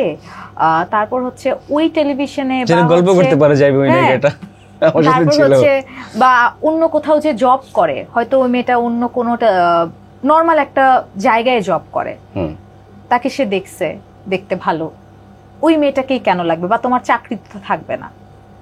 এই ব্যাপারগুলো খুব ফেস করা হয়, মানে লাইক মানুষ একটা সময় গিয়ে টায়ার্ড হয়ে যাবে। এর জন্যই বাংলাদেশে মেল প্রেজেন্টারদের ভাত নাই, এক কথায় শেষ। অনেক ফিমেল প্রেজেন্টারদের ভাত নাই বিকজ তারা অনেক ফিমেল প্রেজেন্টারদের ভাত নাই বিকজ হচ্ছে তারা চাচ্ছে না, তারা মনে করে ভাই আমি অল্পতেই খুশি। আর যারা বেশিতে খুশি হতে চায় তারা অনেক জায়গায় ঘুরতে পারে, তারা বাড়ি ধারা থাকে, হ্যাঁ তারা বাড়ি ধারা থাকে, তারা 16 আনবক্সিং করবে। আর এটা শুধু ওই যে একজন না, এটা হচ্ছে সব জায়গার মানুষ এরকম, সব জায়গার মানুষ এরকম। এখন আপনি বলতে পারেন যে আমাদের পার্শ্ববর্তী দেশে যদি যাই, ইন্ডিয়াতেও তো এরকম হয় না তা না, অফকোর্স হয়, কিন্তু আপনি ইন্ডিয়ান আর্টিস্টদের মধ্যে ওদের টার্গেট একটাই থাকে, ভাই আমার ট্যালেন্ট লাগবে, আমার এই সিনেমা চালাইতে হবে। আমি যদি নতুন কাউকে, আপনি খুব হাতে গোনা 2-4 জন এমন পাবেন যারা হয়তো অভিনয় পারে না, কিন্তু যারা স্ক্রিনে থাকে, মেইন স্ট্রিমে যারা থাকে তারা অভিনয় পারে। এবং একটা সময় গিয়ে আপনি নিজে হচ্ছে সিনেমা হলে গিয়ে সিনেমা দেখে দাঁড়িয়ে ওর পারফরমেন্সে হাততালি দেন। শোনো, যারা অ্যাক্টিং পারে না বলিউডে তুমি যদি বলো, তারা এখন কেউ সিনে নাই, বা কোনো সিনে 2-3টা মুভির পরে থাকে না। বাট যারা মানে ম্যাক্সিমামই তো আসলে সবাই অভিনয় শিখে আসে, মানুষ অভিনয় ব্লাডের মধ্যে আছে, প্র্যাকটিসের মধ্য দিয়ে থাকে, তুমি সব সময় দেখতে পাবে, তাদেরকে আপনি সব সময় দেখতে পারবেন। এক প্রীতি জিন্তা চলে গেছে, ওর ক্রেজ এখনো যায়নি, কিছুদিন আগেও যে ভাইরাল হয়েছে, হ্যাঁ ওর ক্রেজ এখনো যায়নি, এখন ওকে নিয়ে কাজ করলে সিনেমা চলবে। এবং কিছু হ্যাঁ, এক মাধুরী দীক্ষিতের ক্রেজ এখনো যায়নি। এটাই বলতেছি, মানে ওদের কথা ভুলে যাও তুমি। তুমি রিসেন্ট যদি চিন্তা করো, যদি বলি, আপনি যে ইসের কথা বলে তৃপ্তি দিমরি, হ্যাঁ এই মেটার পারফরম্যান্স, আপনি ওর চোখ থেকে যে পানি পড়তেছে, ওইরকম বাংলাদেশে এই মুহূর্তে। তোমরা ধরো ওকে, তুমি মনে অ্যানিমেল থেকে ওকে চিনো না? অ্যানিমেল না, ওর যে কি জানো লাইলা মজনু একটা মুভি আছে, না লাইলা মজনু আমার দেখা হয়নি। কালার কি কালার না, আমি ওর প্রথম যে এটা দেখেছি, কি বলে আনুষ্কা শর্মার প্রোডাকশন হাউসে একটা কাজ করে, বুলবুল। আমি ওই সময় তাকে প্রথম দেখি, তখন যে টিনেজার লুকে যে তাকে দেখাটা যায়, এবং ওই যে একটা সিন, ওই সিনটাই তো গ্র্যাব করে ফেলেছে। ওইটাই বলছি, তো অ্যাক্টিং পারে। এবং ওইখানে আরেকটা ব্যাপার হচ্ছে, ধরো অনেক হয়তো বিয়ে করে দূরে চলে যায়, ধরো সেটা আলাদা একটা বিষয়। যেমন আসিন, হ্যাঁ রেডি মুভি সালমানের সাথে ছিল, আসিনের এক্সপ্রেশন আপনি ভুলতে পারবেন না। গাজিনী যে মুভিতে মায় গোটা কি অ্যাক্টিং, কিন্তু বিয়ে করে দূরে চলে গেছে, সেটা তার ব্যক্তিগত ব্যাপার, কিন্তু অ্যাক্টিং দেখো, এবং তার ব্যক্তিগত ফাইন্যান্সও আছে, এটাও একটা বিষয়। সে যদি এখনো চায় কামব্যাক করতে পারবে, তার মধ্যে সেই কোয়ালিটি আছে। এবং তার আগেও আসিন, আমি যদি ভুল না করি, তামিল ইন্ডাস্ট্রিতে দীর্ঘ সময় কাজ করেছে, সুপারস্টার। তো এই যে বিষয়গুলো আমরা আসলে মাথায় রাখি না, আমরা মনে করি 2-4টা সিনেমা করব, 10টা পাসপোর্টে সিল থাকবে, আর কি লাগে জীবনে। সিনেমা কেউ দেখুক না, আমি নায়িকা তকমা লাগাইছি, এখন আমি যেখানে সেখানে চলে যাব, বিন্দাস। এই যে বিষয়গুলো, এইটাই দিস ইজ দ্য প্রবলেম। হ্যাঁ, আর তার চাইতেও বড় প্রবলেম জবাবদিহিতা নেই। নাই। আর আমাদেরকে, আমি একটা কথা বলি, আগের শোতে বলছি যে আমাদের এখানে নায়িকারা মুভির চেয়ে পার্সোনাল লাইফ নিয়ে বেশি ভাইরাল হয়ে আছে, বেশি আলোচনা সমালোচনা হয়ে আছে, এবং সেটাই ওরা সেল করে। বিয়ের যে ব্যাপারটা, এক ইন্ডিয়ান অনেক সেলিব্রিটি আছে 3-4টা বিয়ে করে, আপনি জানেন না? কেউ জানে না, আপনি জানেন না, সেটা সেল করে না, তো ওদের দরকার নাই তো সেল করার, ওরা মুভি সেল করতেছে, ওদের তো পার্সোনাল লাইফ সেল করার কোনো দরকার নাই। হ্যাঁ, এই যে সঞ্জয় দত্তকে নিয়ে সঞ্জু মুভিটা যে হলো, হ্যাঁ ওর 350টা নাকি গার্লফ্রেন্ড ছিল, সে অকপটে বলে। ইন্ডিয়ান মানুষের এটা মাথা ব্যথাই নেই, তাদের মাথা ব্যথা হচ্ছে ওই সিনেমাতে তা চলছে, রাইট? তাদের মাথা ব্যথা একটাই। এবং দেখবেন এই যে সঞ্জয় লীলা ভান্সালী রিসেন্ট যে ইটা হলো, কি যেন বলে, ওয়েব সিরিজটা হলো হীরামান্ডি, ওখানে এমন অনেক আর্টিস্ট ছিল যারা হারিয়ে যাওয়া আর্টিস্ট, যাদেরকে আপনি হয়তো কোন একটা নাটকে দেখেছেন, ওদেরকে নিয়ে এসে সে কাজ করেছে, কারণ জানে সে ওইখানকার জন্য সেই যোগ্য। কিন্তু মামা একটা ভুল করছে এখানে, তার ভাগ্নে নিয়ে আসছে, এটা খুব বাজে কাজ করছে। হ্যাঁ সেটা তো 10টা কাজ যেটা অ্যাক্টিং করার করতেই পারে না, না। 10টা কাজ করার পর একজন না ওর ছিল, বাট ওর অ্যাক্টিংটা হয় না। হ্যাঁ। বাট সঞ্জয় লীলা বান্সের নতুন একটা প্রোডাকশন আসতেছে, যেটা হচ্ছে রণবীর কাপুর, আলিয়া, ভিকি কৌশল। না না আমি সেটা বলি নাই, এটা তো এক্সেপশনাল কোন একটা জিনিস সে না ও তো করেছে। ভাই দে মাস্টার কিন্তু ক্লাস, otherwise ওরা তো আপনি অনেক কোন জোস, casting কে অনেক জোস। skip করে না যাবেন? না কাউকে করব না, ওদের তো ডিফারেন্ট, আমাদের এখানে পুরোই ডিফারেন্ট জিনিসটা। এই এখানে জিনিসগুলো এখানে আমরা অ্যাক্টিং এর ফলো চেয়ে করি বেশি না এইসবে ভাই, যায়। আমরা এগুলো ফলো করি না। এই প্রসঙ্গ যখন আসে না আমরা কথা বলি কি, আরে 150 কোটি মানুষের আবাদি দেখছেন, ওদের কত It's কত not about মানুষ, that, it's not about that. বিষয়টা তো 100 সিনেমা about that. চলবে এরকম ওরা কথা বলে, মানে আমাদের প্রোডিউসারদের কথা, তারা হচ্ছে এই অজুহাত দেখায় স্কিপ না, করে যায়। রায়হান রাফির সিনেমা চলে কিভাবে?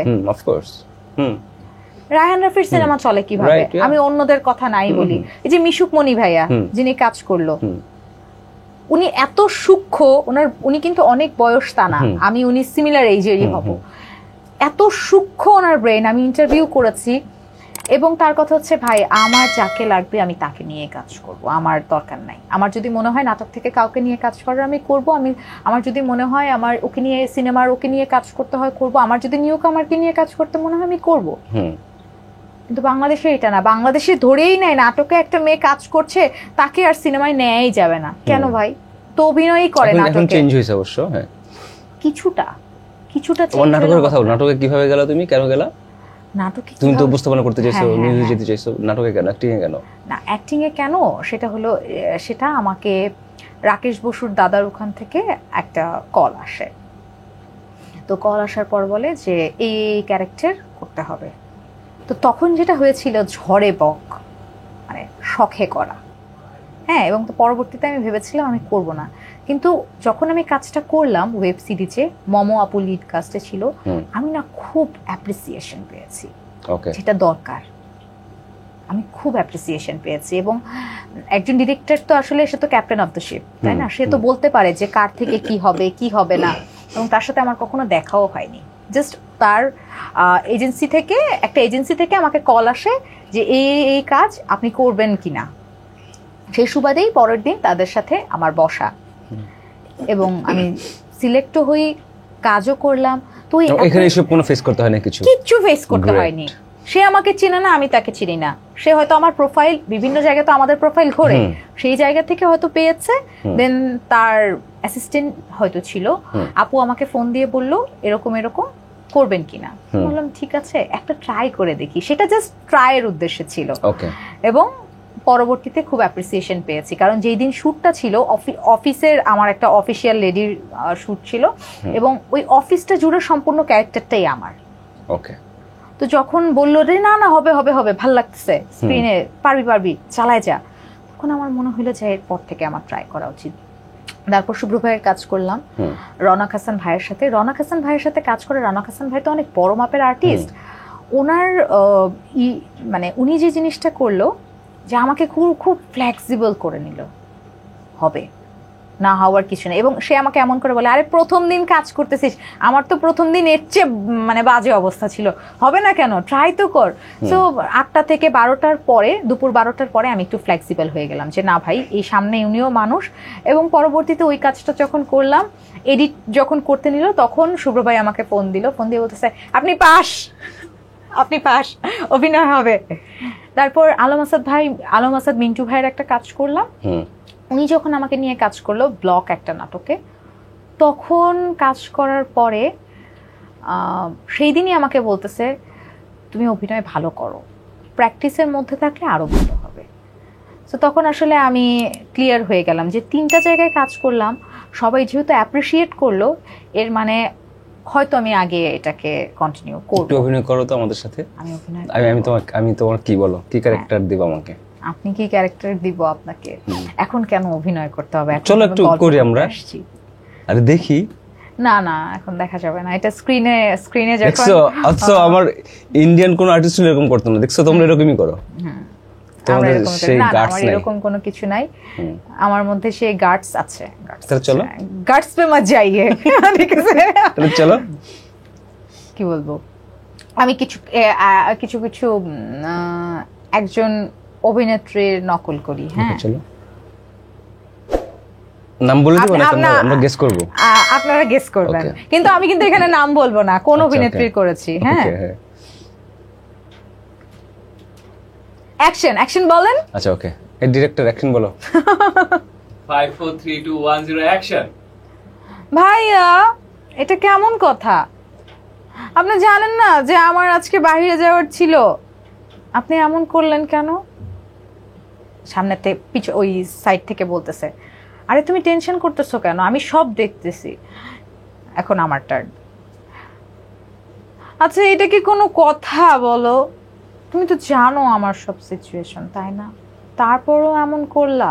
আরে বাবা আমি তো দেখছি, সব বিষয়টা তো বুঝতে হয়, তাই না? আমি কিন্তু কিচ্ছু জানি না, আমি কিন্তু এই শুট করব না, সব কিছু কিন্তু তোমার উপর। আমার বিড়ালটা কিন্তু খুব অসুস্থ, আমার বাচ্চাটার জান বের হয়ে যাচ্ছে। এবার আপনারা গেস করে নেন। এরকম একজন আছে খুব প্রমিনেন্ট, খুব নাটকের না সিনেমার, খুব প্রমিনেন্ট। সিনেমাতে খুব প্রমিনেন্ট। বুবলি? না। পরিমণি? আপনারা গেস করেন, আপনাদের এখানে 3 জন উপস্থিত আছে। আর এদিকা? না এদিকা এই দেশের, এখানকার এই দেশের। আচ্ছা আল্লাহ ভাইয়া কি বলে সব। আমি তো সিনেমা দেখি না বাংলাদেশের এগুলা। আমি হাওয়া দেখছি, খুব ভালো লাগছে। আমরা সব হলিউড। হ্যাঁ বলিউড দেখি, হলিউড দেখি। আচ্ছা আপনি এটাকে অভিনয় ধরে নেন। হ্যাঁ পরিমণি, বুঝতে পারছি। একটু মুড সিঙ্ক। পরিমণি আচ্ছা ওকে ঠিক আছে। হ্যাঁ আমি কিন্তু শুরুতেই বলেছি আমি কারণ আচ্ছা বুঝে গেছি। আচ্ছা ওকে ঠিক আছে, আমরা অন্য একটা টপিকে যেতে চাই। হ্যাঁ হ্যাঁ শিওর। সেটা হচ্ছে এই যে নতুন একটা সিচুয়েশন। পরিমণি আপু অনেক সুন্দর, এটা একটা ব্যাপার। আচ্ছা জরুরি বলে ইটস ওকে, এটা তুমি না না আমি মানুষের প্রশংসা করছি, এটা নিয়ে আমি কেন বলবো? হ্যাঁ পরিমণি খুব সুন্দর, খুব সুন্দর ভাই। আমার একবার তাকে দেখা হয়েছিল উইদাউট মেকআপই, মাশাআল্লাহ আল্লাহ খুব সুন্দর করে বানাইছে তাকে। ট্রু, ভালো লাগছে। এবার ভালো লাগছে না? টপিকে যাই। হ্যাঁ পরীকে ভালো লাগছে। হ্যাঁ সুন্দর, মানে কেন আমরা সৌন্দর্যের প্রশংসা করি না কেন? বাংলাদেশে কি সুন্দরী আর্টিস্টের কোনো কমতি আছে, বা সুদর্শন আর্টিস্টের কোনো কমতি আছে? যেমন না আমি কাউকে কম্পেয়ার করছি না, কিন্তু সৌন্দর্যের ক্ষেত্রে যদি আমি বলি, আমার পরিমণি যথেষ্ট সুন্দরী, তমা মির্জা, পূজা চেরি, দিঘি সুন্দরী। সুদর্শন যদি বলি মেইলের দিক থেকে আফরান নিশু সুন্দর, তারপর অপূর্ব। শাকিব খানকে তোমার সুন্দর লাগে না? বুঝলাম না। না না না এত হ্যান্ডসাম। হ্যাঁ সুন্দর, সুদর্শন, পুরুষ যেহেতু সুদর্শন। হ্যাঁ ওকে। না আমি বলবো এই এখনকার যে সিচুয়েশন, সেখানে আসলে অনেক কিছু হইতেছে সোশ্যাল মিডিয়াতে, তোমাদের ড্রেস আপ নিয়ে অনেক কথা হইতেছে। এইটাতেও প্রবলেম না, ইটস নট অ্যাবাউট মি। অনেকে মানে ধরো সোশ্যাল মিডিয়াতে প্রচুর কথা হইতেছে, কজ আমার সাথে যে লাস্ট কয়েকটা এপিসোড গেল, এটা দেখলাম ইদানিং অনেক বেশি বেড়ে গেছে। আগেও ড্রেস নিয়ে কমেন্ট করতো, কিন্তু এখন দেখলাম যে আমার এক শোতে নায়িকা আসছে, ওই ডেড বডি ফিল্মের নায়িকা মিষ্টি, তো ওর নিয়ে প্রচুর কথাবার্তা হইতেছে। মিষ্টি জান্নাত? হ্যাঁ মিষ্টি জাহান। ও হ্যাঁ মিষ্টি জাহান, মিষ্টি জান্নাত আসবে ও পরে। তো ওর ড্রেস নিয়ে এখন আমার কথা হচ্ছে, ধরো আমি কিন্তু তোমাকে বলে দিই যে তুমি নামিরা এই ড্রেস পরে এসো, কজ আমার একে তো আমার কথা হচ্ছে আমি জানি না তোমার কি ড্রেস তুমি পরো, আর আমার শোটা হচ্ছে একটা রিয়েলিটি শো এর মতো, এখানে যার পার্সোনালিটি যেরকম সে সেটাই ক্যারি করে। ধরো আমি আমার পার্সোনালিটি এরকম, আমি ন্যাচারালি আমি পুরো ক্যাজুয়ালি ইনফর্মালি বসি, টি শার্ট এইভাবে আমি আমার মতো করে আমি বসি। তো আমার গেস্ট যারা আসে আমি তাদেরকে শুধু কালারটা বলে দিই, আর বলে দিই যখন একটা দুটো ডিফারেন্ট আমি করতে চাই, যে শাড়ির কথা যখন বলি বা ওয়েস্টার্ন, যে যদি ওয়েস্টার্ন পরে তাহলে আমার সাথে ওয়েস্টার্ন পরে ম্যাক্সিমাম আসে। আমার এটা প্রথম থেকে হয়ে গেছে, তো আমার শোয়ের কথা শুনলেই সবাই এটাই ভাবে যে আরে মঞ্জুস তাহলে ওয়েস্টার্ন পরবো। তো বাট আমি সেটা আসলে বলি না, বাট আমি বলে দিই 2-3টা অপশন নিয়ে এসো ড্রেস, কজ আমার যেহেতু অনেকগুলো এপিসোড করি আমরা একসাথে, সেই জন্য। তো এখন একটা মানুষকে ইজন্ট এটা পার্সোনাল স্পেস একটা মানুষের, যে নামিরা কি পড়বে বা লাইক উপবিশ্বাস কি পড়বে, সেটা কি আমার বলে দেওয়ার কথা, বা আমি বলে দিব, বা ওইটা নিয়ে তোমার কমেন্ট করতেছো, এটা কি আগে ছিল কমেন্ট গুলো পেতে তোমরা যে ড্রেস আপ নিয়ে, নাকি এখন বেশি পাচ্ছ? কোনটা বলি, যে কাজী নজরুল ইসলামের একটা উক্তি আছে, আমরা সবাই পাপী, দেন আপন পাপের বাটখারা দিয়ে অন্যের পাপ মাপি, এরকম একটা উক্তি আছে। তো সেই জায়গা থেকে আমার যেটা মনে হয় ভাই, আমি কি পরবো না পরবো এটা একান্ত আমার পার্সোনাল ব্যাপার। তুমি নিজের চরকায় তেল দাও। মানুষের প্রবলেম নিজের চরকায় তেল দেয়া না, মানুষের প্রবলেম কি, আমি এমন অনেক ওই যে কর্পোরেট টাই বলা হলো না, যে জিনিসটা আমি আগেও বললাম, কমেন্ট বের করো, তুমি কথা বলো, বের করে দাও। প্রবলেম হচ্ছে ওই যে ওই বেটা দেখবেন বলবে যে ওপেন করে দিলে হবে, আমি বের করে দিচ্ছি। আপনি হচ্ছে কি জানো, আপনি আসেন আমার সাথে গল্প করেন, ও বেটার গাড়িতে করে অন্য মহিলারে নিয়ে ঘুরতেছে, আর ওর ঘরের বউ আছে হিজাব পরে। রাইট। তো এরকম অনেক মানুষের চুলকানি থাকে, এবং ওই যে ঘরের বউ ওরে ফেরেশতা মনে করে যে আমার জামাই তো কোনোদিন আমাকে ছাইরা কারো দিকে দেখে না, কিন্তু বিষয়টা এরকম না।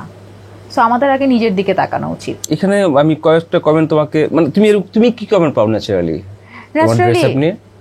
ড্রেস আপ নিয়ে? খুব বেশি একটা কমেন্ট পাই না, তবে যে জিনিস নিয়ে আমি কমেন্ট পাই সেটা হচ্ছে আপনি এত মেকআপ করে ছবি তুলেন, মেকআপ ছাড়া তো আপনার আর ভালো লাগবে না, এরকম কিছু একটা। হ্যাঁ, ওকে, মেকআপ ছাড়া আপনাকে ভালো লাগবে না, আপনি কি সারাক্ষণই ঘুরেন, আপনার কি আর কোনো কাজ নাই? সারাক্ষণই কি আপনি ছবি তুলেন, আপনার কি আর কোনো কাজ নাই? ভাই, আমার অনেক কাজ আছে এবং যে কাজগুলো আমি করি খুব বুঝে শুনেই করি। দেখো এই যে শোটা তুমি দেখছো, লাস্ট শোতে লিখছে জামা পরার কি দরকার ছিল সানি আপু। আমি খুলে রাখছি, আপনার সমস্যা আছে, আপনি চোখ বন্ধ করে রাখেন, আপনার কি প্রবলেম? আমি খুলে রাখছি, ধরেন আমার কাজই খোলা, আপনি কেন দেখতেছেন? আপনার ভালো না লাগলে দেখতেছেন তো দেখতেছেন, আবার মন্তব্য করতেছেন। কত পরিমাণে আপনার পিনিক আছে, চিন্তা করছেন? আরেকটা কমেন্ট পড়ে শুনে তোমাকে লিখছে, এইসব পোশাক নিয়ে কোনো দেশে আন্দোলন হয় না, খুব তো এই আন্দোলন সে আন্দোলন করে সবাই।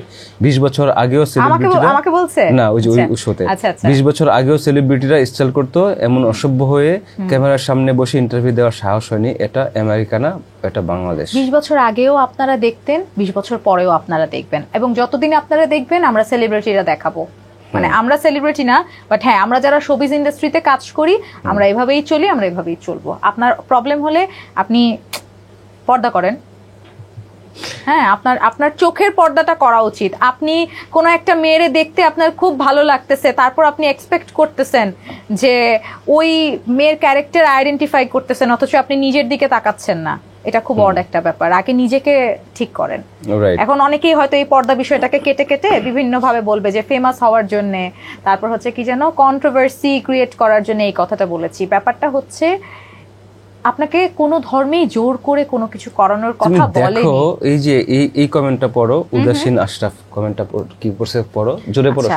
ধর্ষণের জন্য দায়ী মেয়ে মানুষ, এর বুক দেখে কোন পুরুষ হয়তো কামুক হয়ে আকাম করতেই পারে। আচ্ছা, এই ভদ্রলোক, এই যে আপনি যে মন্তব্যটা করলেন, আমি একটু আপনার উত্তরটা দেই। বাংলাদেশের 70 বছরের বয়স্ক মহিলা অজু করতে উঠেছিল, তখনও কোভিডের সময়ে ধর্ষণ করা হয়েছে, এবং 7 বছর বাচ্চাকে আপনার ধর্ষণ করা হয়েছে।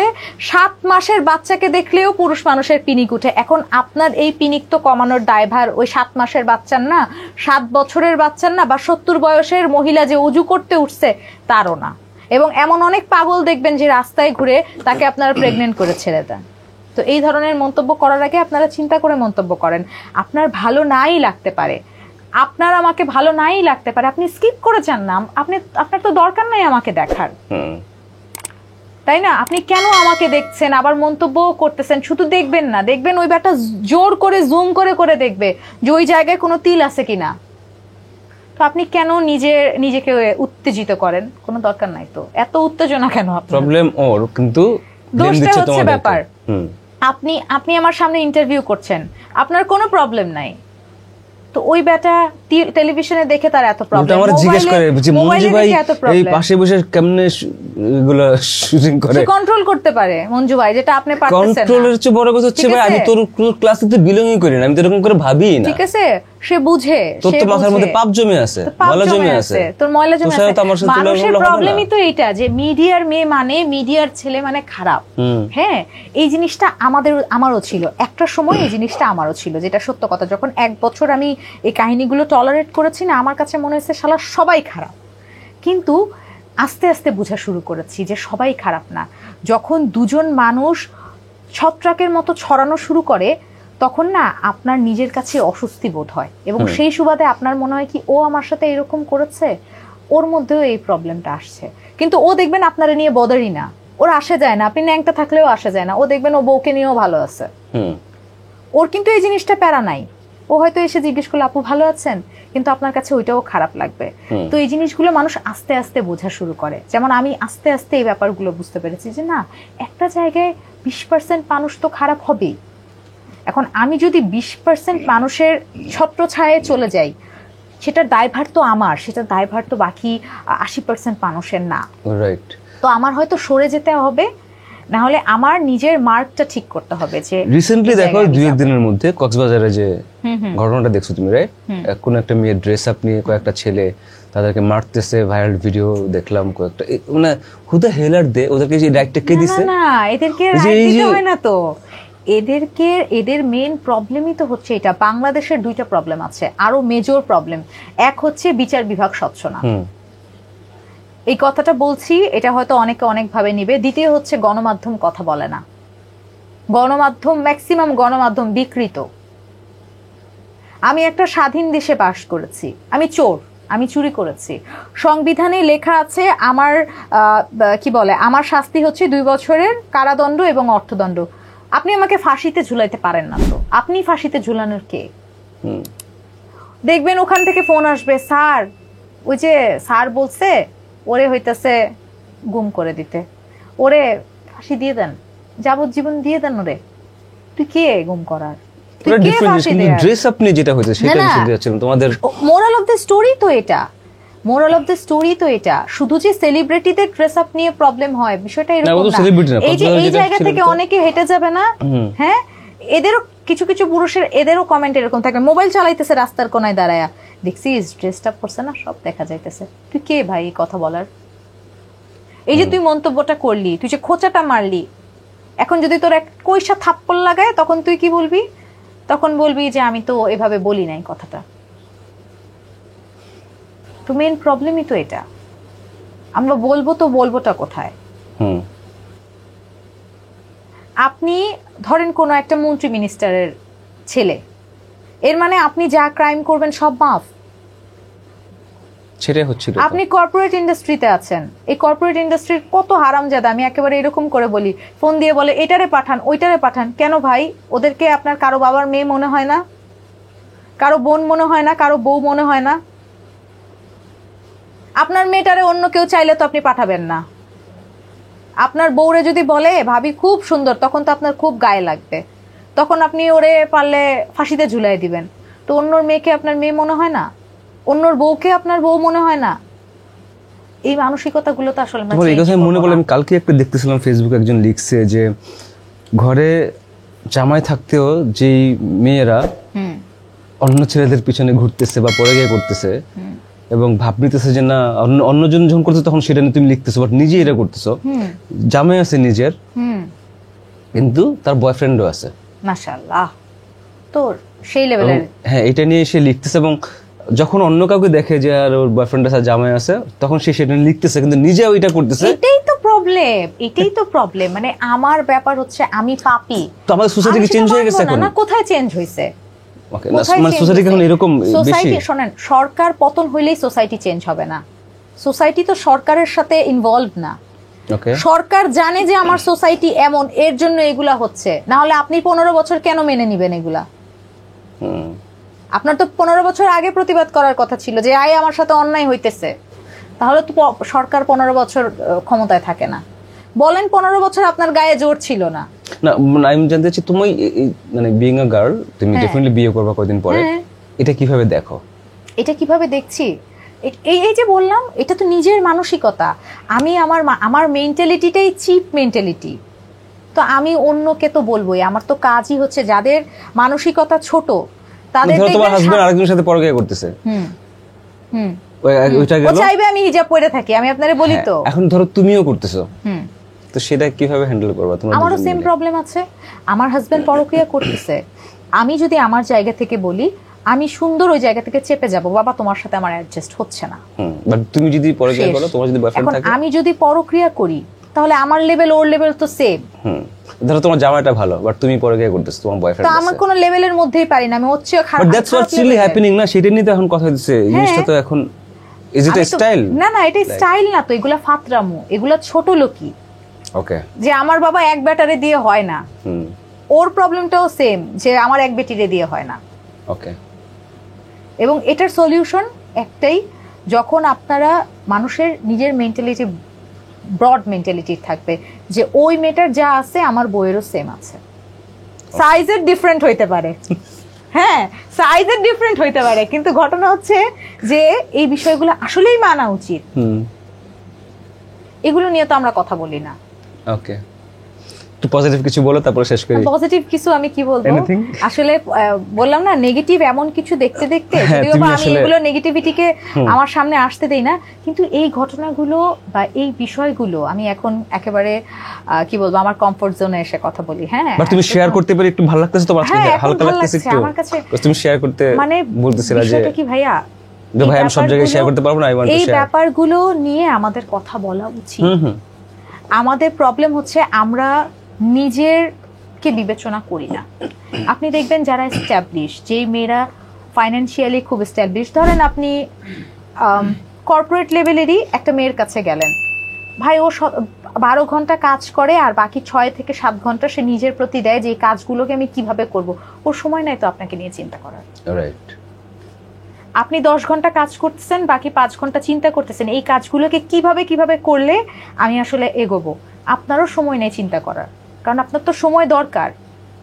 আর এরা চিপ মেন্টালিটির, এদের দরকার হচ্ছে আমার এরে দরকার, ওরে দরকার, ওরেও দরকার, সব খাবো, কোনো কিছু বাদ দিব না, সব খাবো, ছেলে হোক মেয়ে হোক বোথ। আমি যে মেয়ে হয়ে বলতেছি যে মেয়েরা এরকম করে না, এমন অনেক মেয়ে আছে আচ্ছা ওদের সব ছেলেকে ভাল লাগে, ওদের একটা দিয়ে হয় না। দোস্ত তোর ভাইয়ার না এইটা আছে বুঝছিস, আচ্ছা ভাইয়া আসলো, এক ভাইয়ার ক্ষমা এরকম, 1 সপ্তাহ পর দেখি ভাইয়ার ক্ষমা চেঞ্জ। তো তোর সাথে তো আমার যায় না, বুঝছিস না? তো বাবা তুই এটা আগে বুঝিস নাই, তুই আগে বুঝবি না যে ওর সাথে তোর যায় কিনা? একটা মানুষকে দেখলেই তো বোঝা যায়, একটা মানুষকে আইডেন্টিফাই করার জন্য তোর অনেক কিছু দরকার নাই। কিন্তু বাংলাদেশের প্রেক্ষাপটে কিছু কিছু মেয়ে এই ধরনের কাজ করে যে ওর তো আইফোন আছে, ওর আইফোনও আছে, বাইকও আছে, মানে আমার দুইটাই লাগবো, তুই যা, তোর আমার লাগবো না। আর এই জিনিসগুলো হয় এখন। Okay. এটা হচ্ছে মানুষের মানসিকতার ব্যাপার। আমি যেটা মনে করি আগে আমার মানসিকতা ঠিক করা উচিত, তারপর অন্য কারো মানসিকতা। আপনি যখন নিজের ভুলগুলো ধরতে শিখবেন, অন্যের ভুল ধরার সময়ই আপনি তোমার পাবেন বয়ফ্রেন্ডের না। কি আছে, বাইক নাকি আইফোন? না, আমি বয়ফ্রেন্ডে বিশ্বাসী না। আমি জানি না ও কতজন বিয়েতে? মানুষ এটা বিলিভ করবে। আমার কাছে যদি মনে হয় এই মানুষটা আমার জন্য অ্যাপ্রোপ্রিয়েট, ওকে ফাইন, বিয়ে করে ফেলি, কোনো কথা নেই। পরবর্তীতে কি হবে সেটা আমি জানি না, তবে হ্যাঁ আমি এই বিষয়ে বিশ্বাসী। মানে এটা আমার বয়ফ্রেন্ড, না না না, আমি বিয়ে করবা? আমি ডিরেক্ট প্রেমের বিয়ে না, ডিরেক্ট? না প্রেমের বিয়ে না, ব্যাপারটা এরকম না। ব্যাপার হয়তো এই মানুষটাকে আমার ভালো লাগছে, এই মানুষটাও আমাকে পছন্দ করে, সবাই বিয়ে করি। ওইটাকে রিলেশন দিয়ে 6 বছর টানা দিয়ে ওই যে পূর্ণতা পাইতে হবে, পরবর্তীতে আর পূর্ণতা পাইলো না তখন। তো আমার মনে হয় যে ঠিক আছে, আমরা একটা সম্পর্কে আছি, সেই সম্পর্কটাকে একটা নাম দেওয়া উচিত। বৈধতা দাও, যে পুরুষ বৈধতা দিতে পারবে, যে মেয়ে বৈধতা দিতে পারবে, তারা সংসারও করতে পারবে, ওই গার্ডস তাদের থাকে। ওকে, সেটা বলতে হবে, বলে দিলাম। খুব ভালো করছো নামিরা, তোমার সাথে কথা বলে ভালো লাগছে। Thank you. Anything you want to say you can say, then আমরা শেষ করি। ওকে, সবাই ভালো থাকবেন, সুস্থ থাকবেন। আর একটা ব্যাপার, প্রথমে হচ্ছে নিজেকে ঠিক করা খুব দরকার। অন্যের ভুল ধরার আগে একটু নিজেকে তাকায় দেখলে বোধহয় ভালো হয় যে আমার মধ্যে কি কি প্রবলেম আছে বা কোথায় সলভ করা যায়। কেউ তো আসলে পারফেক্ট না, তো এই জায়গাগুলো একটু কারেকশন করা দরকার। আর আমি কাউকে উদ্দেশ্য করে কিছু বলি নাই, প্রথমেই বলি আমি যেটা বলেছি আমি আমার গল্প শেয়ার করেছি, এবং সমসাময়িক যে বিষয়গুলো নিয়ে আমাদেরকে ভাবায় বা যে বিষয়গুলো খুব ইম্পর্টেন্ট সেটা নিয়ে কথা বলেছি। তো কিছু কিছু মানুষ ফেসবুকে আসবে বা আমার প্রোফাইলে আসবে, তুমি এরকম কেন বলছো, এ ধরনের কথা আমাকে একদম বলবেন না, কারণ আমি জবাবদিহি করবো না। এই ধরনের কথা ওকে বলেন না, কমেন্ট করেন, আমার কোনো ইসে নাই। আমি আসলে চাইছি যে ও শেয়ার করতে চাইছিল ওর গল্পগুলো, ও অনেকদিন ধরে ভিতরে জমায় রাখছে এই জিনিসগুলো, চাচ্ছিল শেয়ার করতে। অ্যান্ড আই হোপ যে তোমার মানে শেয়ার করার পর একটু হালকা লাগতেছে। And that's what I really wanted, যে বলুক কথাগুলো, আমাদের আসলে এইসব নিয়ে কথা বলা উচিত আমার মনে হয়েছে। তো সেই জন্যই বললাম। আমিরা, থ্যাংক ইউ সো মাচ।